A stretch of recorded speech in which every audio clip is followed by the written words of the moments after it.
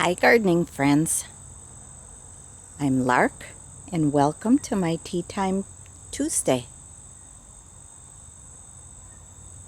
Oh, it's a beautiful Wisconsin day. I'm in Zone 5. We're looking at Southern Substance Hosta. Good one for taking some sun. Morning sun is good. Nice thick leaf. The slugs don't seem to like it so much. And then the orange flower there is jewelweed, sun or shade, and Annabelle hydrangea.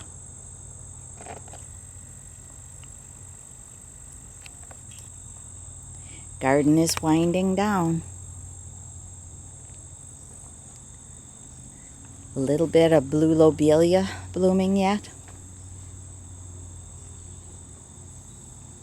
And I transplanted, Roxanne and I transplanted blue lobelia back behind these hostas for next year and some phlox. In the spring, celandine poppy is in this area, and blue Jacob's ladder. Both aggressive, but the hostas can take it. Go crazy grass, miscanthus, just starting to get its plumes on. Years ago, when I planted it, it was sunny in that corner. 24 years later, it's shade. That's my monument for my puppy. It's an old barn vent, roof vent, and then a vase I got at one of the thrift stores from Pier 1 and inverted it onto the peak of the barn vent.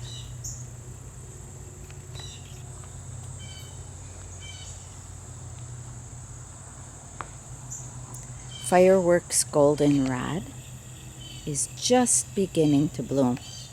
I like the arch to it.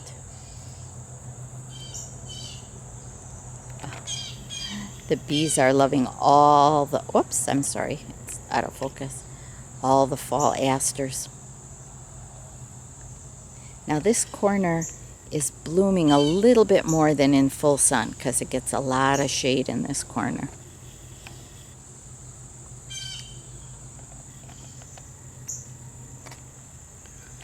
Autumn joy sedums. Fall color. Garden's declining.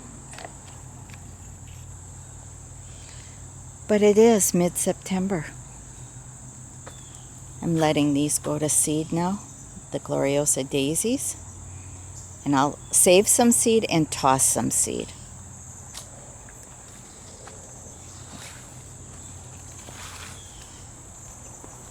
Little bit of, whoops, got the camera caught. Switchgrass. Shenandoah switchgrass. Another aster.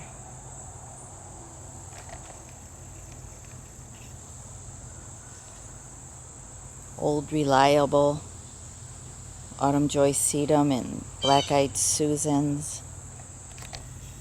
White phlox.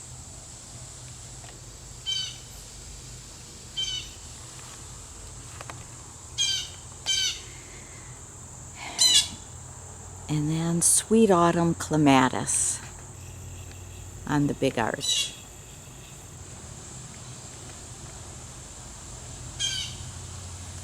And just a few blooms left on the trumpet vine. It's on the other half there.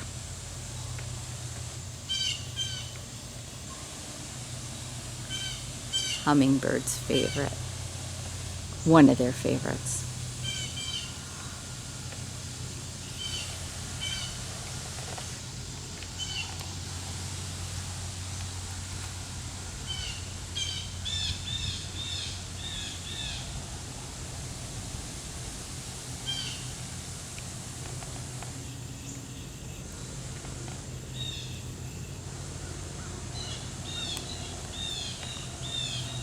Little zebra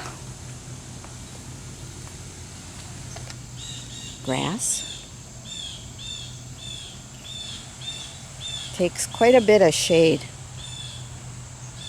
And then the garlic chives.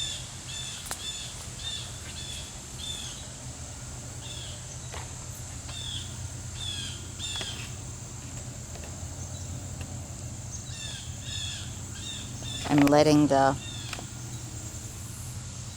phlox go to seed in this area. I want more phlox next year under this tree. Or try to have more phlox.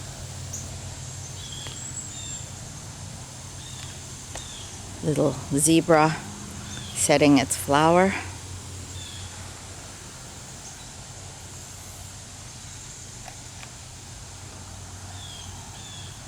Oh, the purples and the yellows.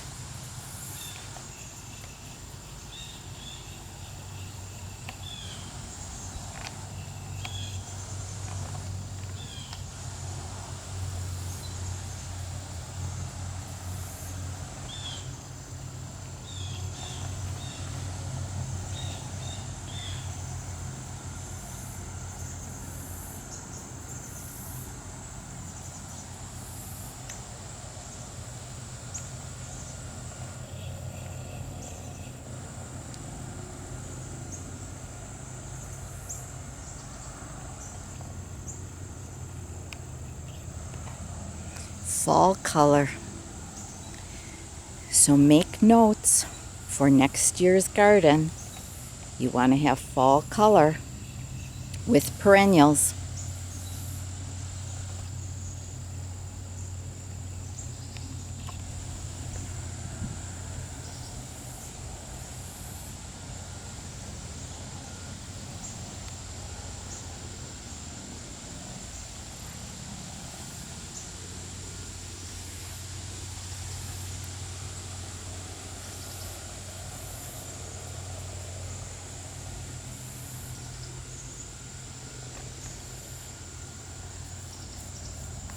I toss those seeds too from the coneflower.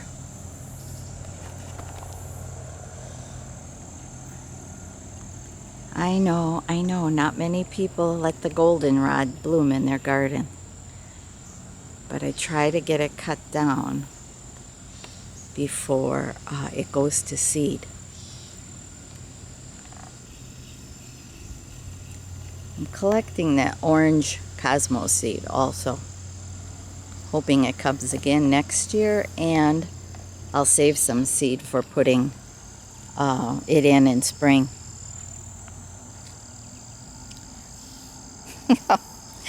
That castor bean's a joke. It's supposed to be about 6-7 feet high. A little aster. Whoops, purple dome. Just beginning.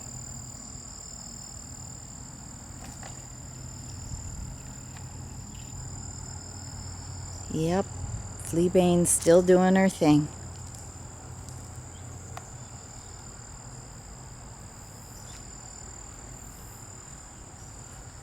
Doesn't this red leaf on the Hopi amaranth look pretty right now?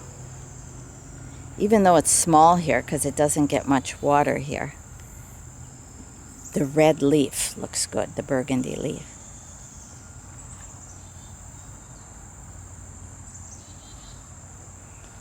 I absolutely love the jewel tones of autumn.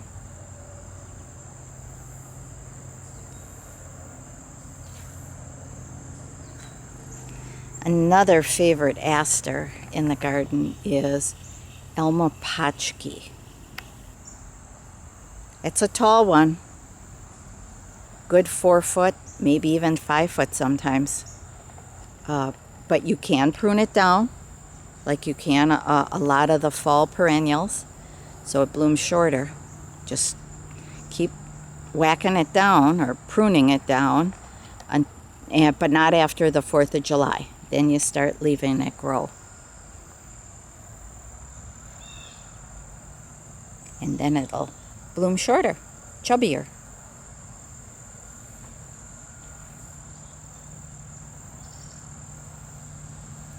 Pygmy barberry this time of the year in my garden, because it doesn't, this was shaded by a lot of plants around it, doesn't keep its burgundy foliage. It doesn't get enough sun, but it'll come back for next year. That's the marigold, that orange one that I have in front. Yeah, I have to remember or take time to stick in more seed here and there.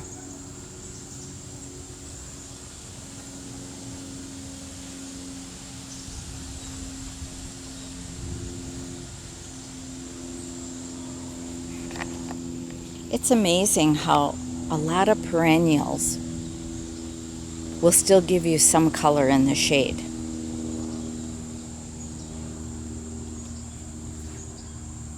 Turtle head with the Japanese painted fern. See how it picks up the pink in the Japanese fern? The color coordinating. And then the autumn joy sedum.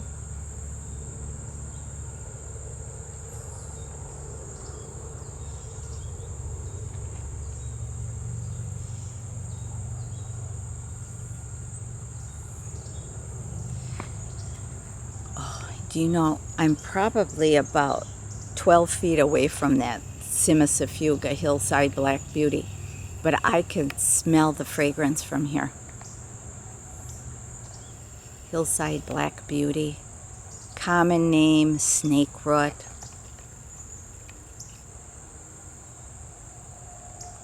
Foliage is pretty.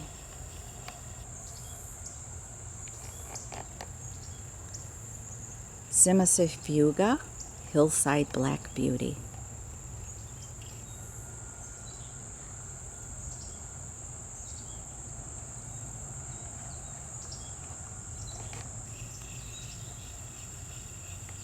Ferns still filled in pretty good. They're looking okay.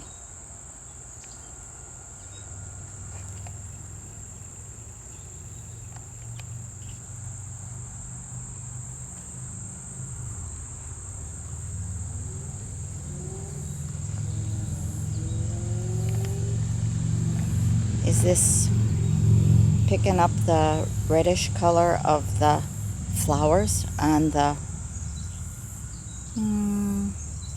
Persicaria, Lance Corporal? Very, very aggressive ground cover. Oh, I just heard a toad hopping around.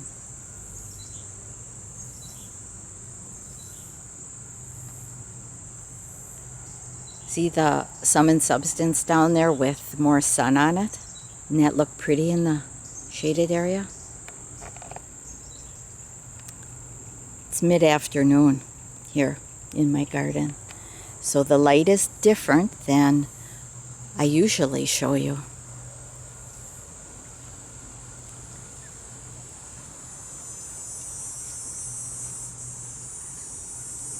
Summer sounds.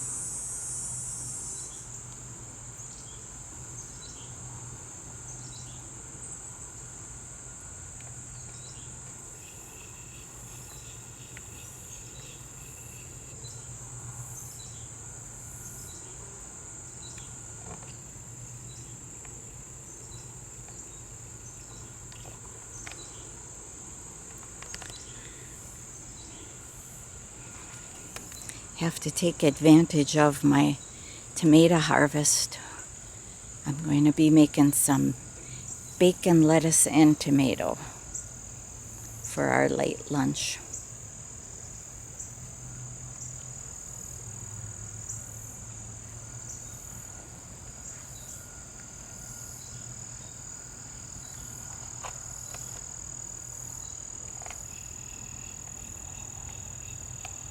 You're probably laughing, saying, "Lark, lark, lark. Goldenrod in the garden?" Oh well.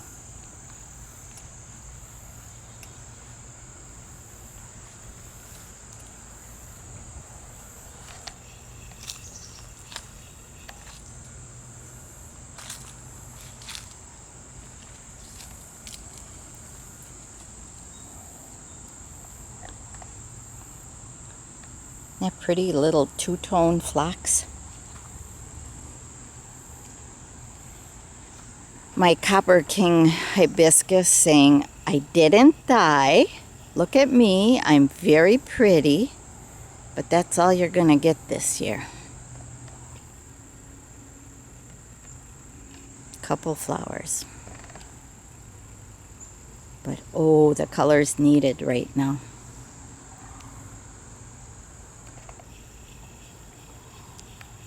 Diablo 9 bark that was cut down to the ground is coming back. That's the burgundy foliage one right there.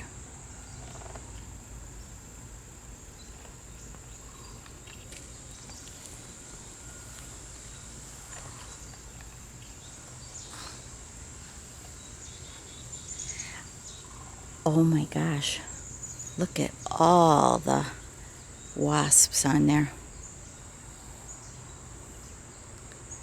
They are liking my garden.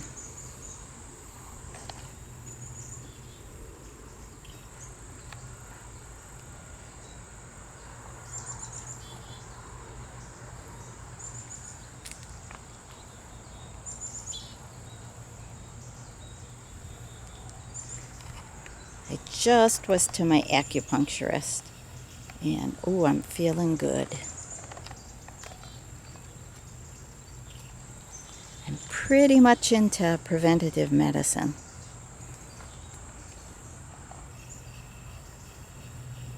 Diet and exercise, and then the help of a chiropractor and acupuncturist.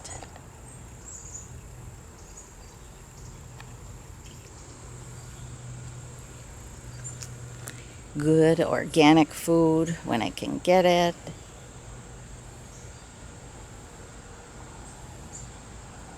Branched coneflower.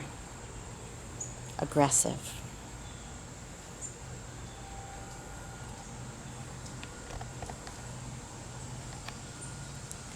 Common hibiscus I grew from seed.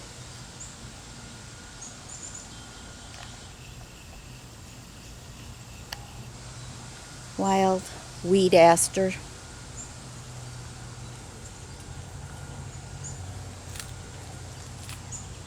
Few bee balms giving me some color yet. Lots of perilla. You know, we must have somebody that's raising his bees. Okay, a beekeeper. Or we have some wild hives someplace, but a lot of honeybees this year. A smaller, shorter, I think I told you about it last week. Hot lips. Whoops. Hot lips. Turtlehead. Nice height.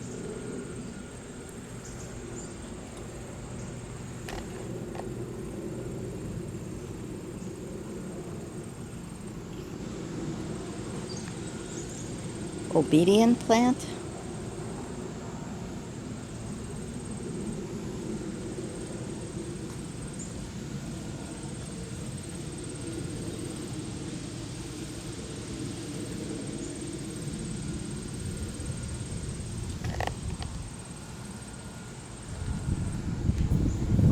Here we have a hedge of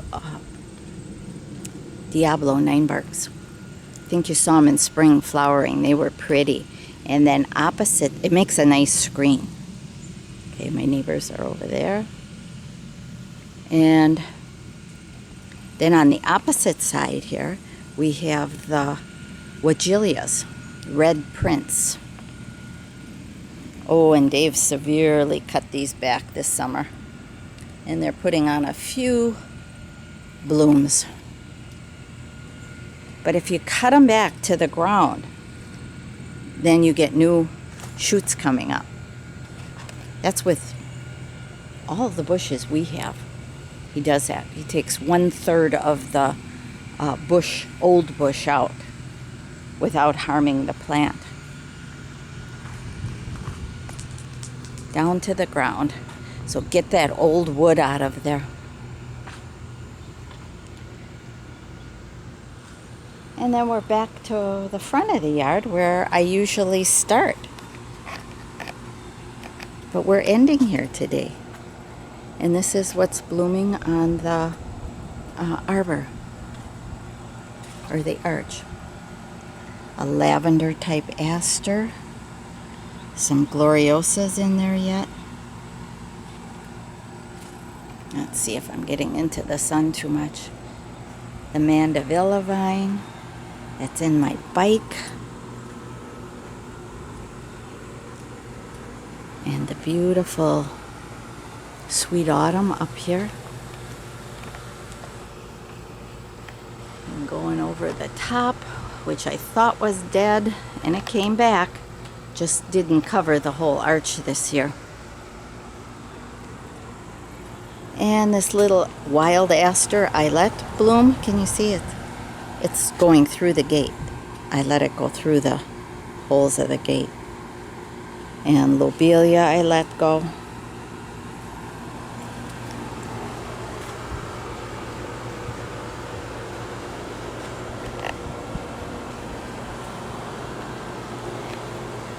And then the hyacinth bean vine. See the pods this week? A little prettier. So it gives you interest all the time. The foliage is pretty. The stems are burgundy. The foliage is a darker foliage. The new is green. Okay, the new growth is green. Then it turns to a bronzy color. Hyacinth bean vine. Annual here. Corydalus. The yellow. Good shade plant, that is. Gets sun, hot sun in the afternoon here. And then our potentellas. And now we're back in the backyard.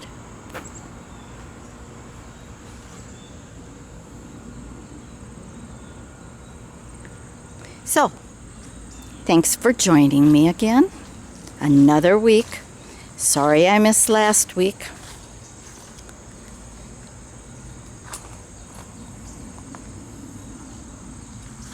Hope you enjoyed the walk with me. Take care. And thanks for visiting.